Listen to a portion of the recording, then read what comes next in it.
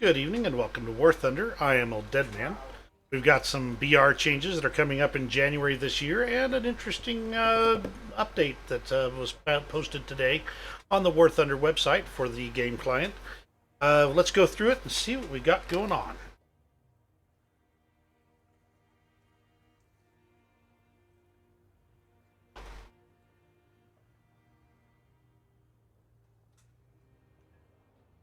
Now we're focusing on realistic BRs today, so just expect that there.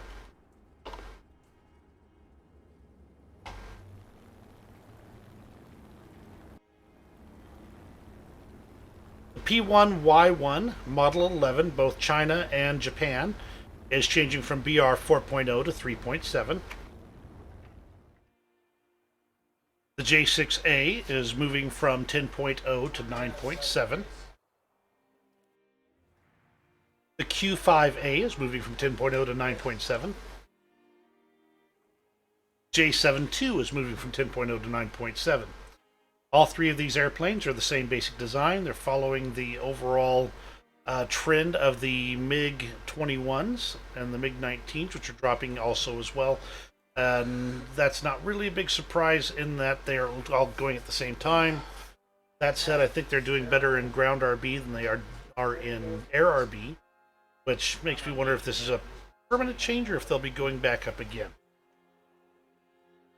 In Great Britain, the Canberra B Mark II and the Canberra B Mark VI are both moving from 8.0 to 8.3.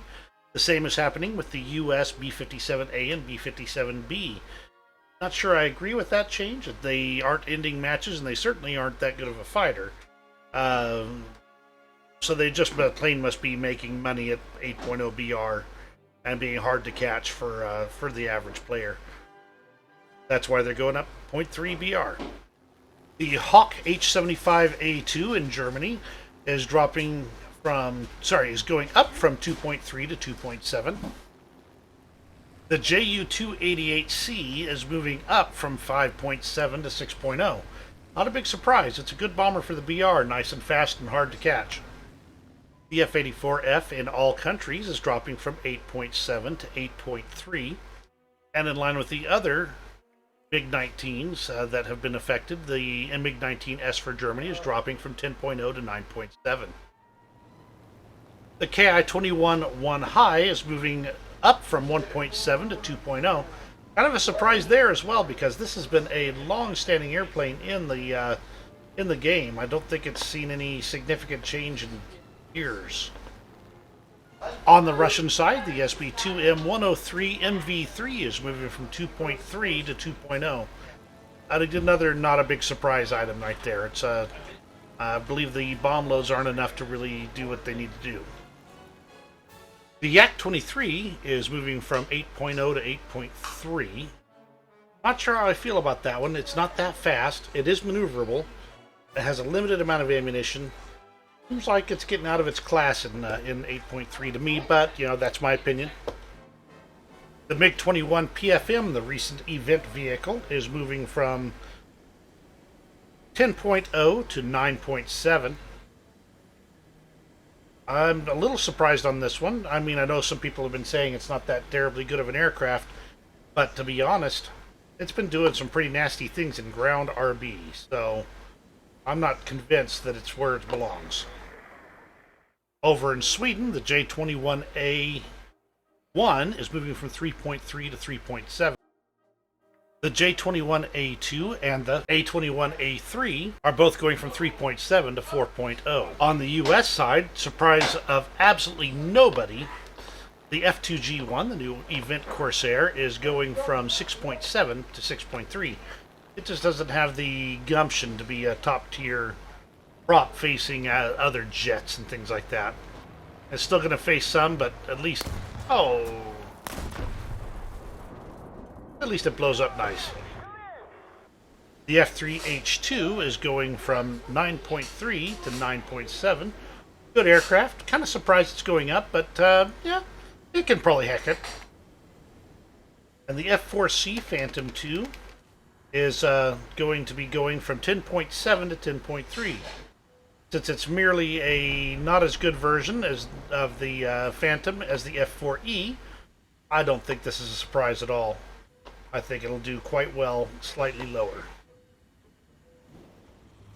Moving on to ground, for France, the EBR 1954 is moving up from 4.7 to 5.0. I don't think this surprises anybody at all with a very powerful gun, good mobility, and actually pretty good gun handling, to be honest. It actually will do a pretty good job even after jiggling around like that of putting a shot on target if you time your shots. It's been really wrecking the lower tier battles pretty bad. It's basically an M18 with an even better gun, really. Okay, maybe not always better. For Great Britain, the Centurion Mark I is moving from 5.7 to 6.0. Great gun. It's not great tanks, but it kind of leaves it out of a good lineup is the problem there.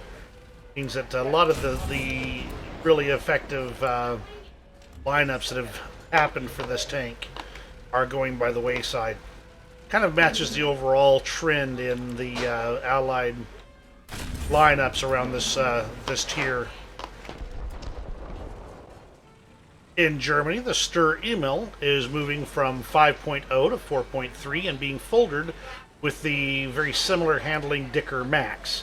While the gun is excellent, the tank is not particularly sprightly or fast, and it is generally... I can't believe I actually hit something. What did I manage to hit? All the way out there! I wasn't even looking. Oh, that's hilarious. Anyway, the gun handling is not particularly good. It's only good at hilltop sniping. It does have good gun depression, but if you get a little bit off of the center, you can't depress over those little boxes there for the driver and I believe the radio operator. So overall, I'm not surprised. While a very specific use for this tank exists, it's just too easy to kill. Especially with that big open top. Sucks up bullets like crazy. The Panther F is being moved from 6.0 to 5.7, and it is replacing the Panther G in the folder with the Panther A. Since it's, in my opinion, it's not as good as the Panther G. I think that's a good change. The Panther F will probably be a little bit better in a slightly lower BR bracket, even though it's still going to be up-tiered basically to 6.7 nearly every match, much like the entire 5.7 lineups tend to be these days. The Jagdpanzer IV-5 is moving from 6.7 to 6.3. Since it's basically a turretless RU-251, I think that is an excellent change and well-deserved. It's a speedy little machine, relatively speaking, but not otherwise interesting or particularly heavily armored. It's deserved to go down for a while. In a move that utterly shocks me, the M48A2C is moving from 7.0 to 6.7, making it, I believe, the lowest M48 BR-wise in the game. And that seems like a pretty crazy thing, considering the US M48s are still, I believe, up in 7.0 and 7.3 territory. Heading over to Japan, the Type 75 is moving from 6.7 to 6.3, considering it's nothing but an enormous dirt cannon with low penetrating rounds. It's not a surprise to pretty much anybody.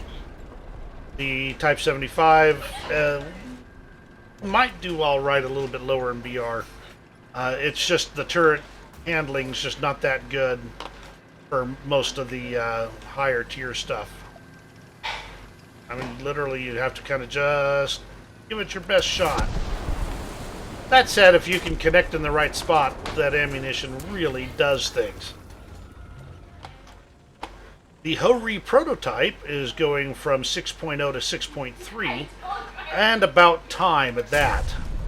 The thing's got way too much armor for the BR it's at, even if it is a prototype. The Russians are getting the most changes of all the ground trees.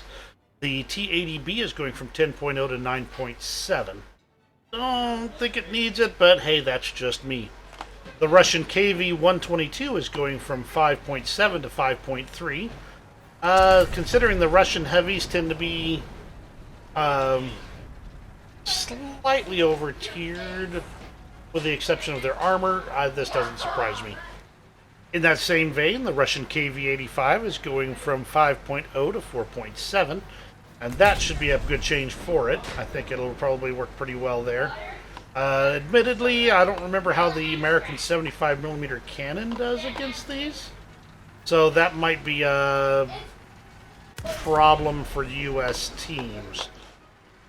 And in the realm of holy free holy, I don't know what they're thinking, we have the Object 120 going from 7.7 to 7.3, despite its cannon being long enough to have its own U.S. zip code. I don't know what they're thinking. This thing's fast, agile, has no armor, which is actually an advantage, and this gun is absurdly insane.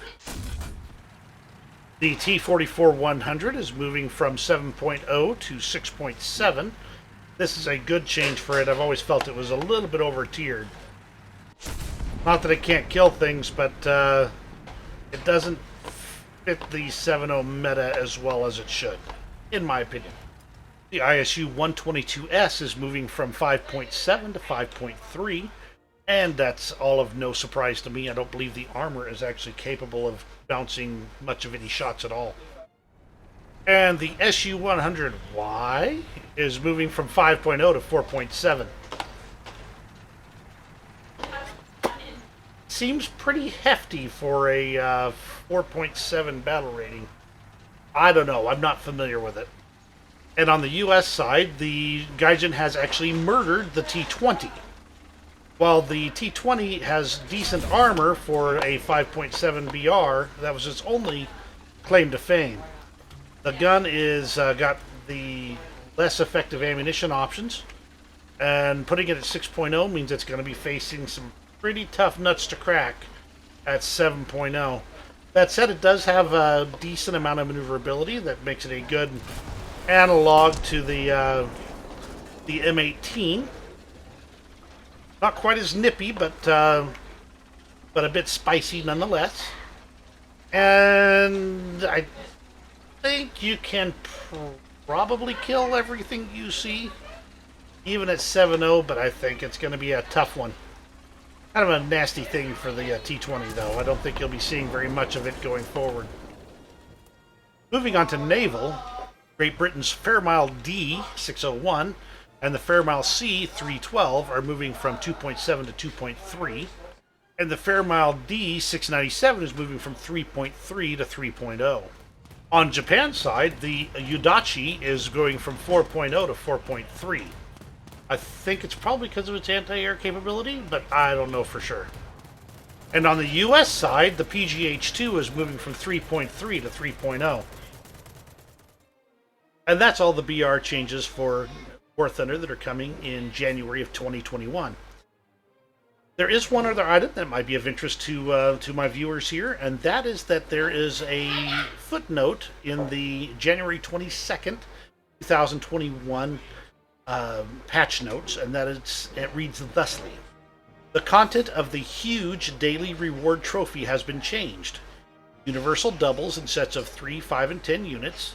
Silver lions in the amounts of 50,000 and 100,000. Premium vehicles have been added. Cromwell 5 RP3, the Chinu 2, the M4 Hybrid, the B1 Tur, the IAR-81C, the Yak 3 with France, the 165-foot PC-466 Carney, PR-1204. Equipment rental and gold wagers have been removed from the huge daily reward trophy box. So, that's some changes that you should expect. You won't be getting as many, well, for one thing, you won't be getting any more of the test drive coupons out of the huge box. Ooh, test drive. I don't want a test drive. I want a vehicle, I'm going to buy the vehicle. I would rather get 100,000 silver lions. And the Golden Eagles wagers have been removed, which means that if you're looking to crank out some Golden Eagles wagers, you're going to have less opportunities going forward. So use the ones you have carefully and make sure you get your Golden Eagles the best ways you can. It might be just driving you towards purchasing them instead of grinding them out. And that's everything. I hope that this is informative to you. You have a great evening, and we'll see you on the battlefields of War Thunder.